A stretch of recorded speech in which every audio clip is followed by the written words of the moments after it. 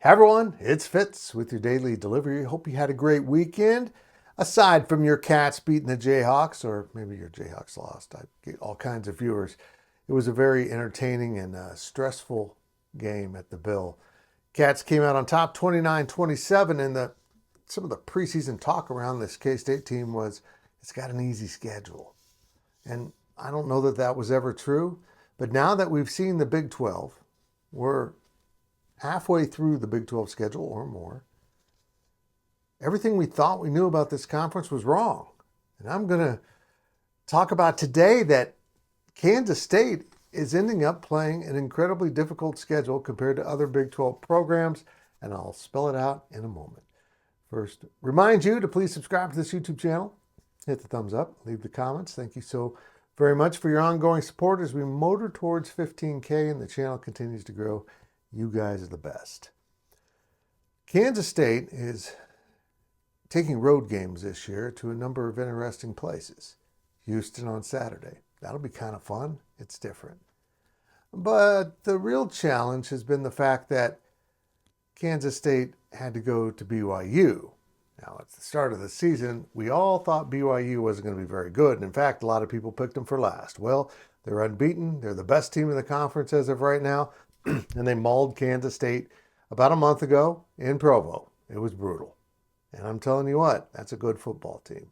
Nobody saw it coming. I mean, after all, it's supposed to be Utah that was good. Utah's not good. And Oklahoma State, some people said they'd play Utah in the championship. Utah's better than Oklahoma State, and they're both bad. It's incredible what's happened. Arizona, going to be good. Bad. Kansas, going to be good. Not a bad team. Bad record. You see where I'm going here. Really, the only two schools I thought would be in the top 6 of this conference are Kansas State and Iowa State. And those two teams will meet in the last game of the regular season in Ames. That's an important game because, oh yeah, Kansas State went to BYU, it went to Colorado, and it's going to go to Iowa State, who are the top 4 teams in the Big 12 as of right now, and it looks like it's going to stay that way. Kansas State, BYU, Colorado, and Iowa State. Now, here's why Kansas State's schedule is so daunting compared to the others.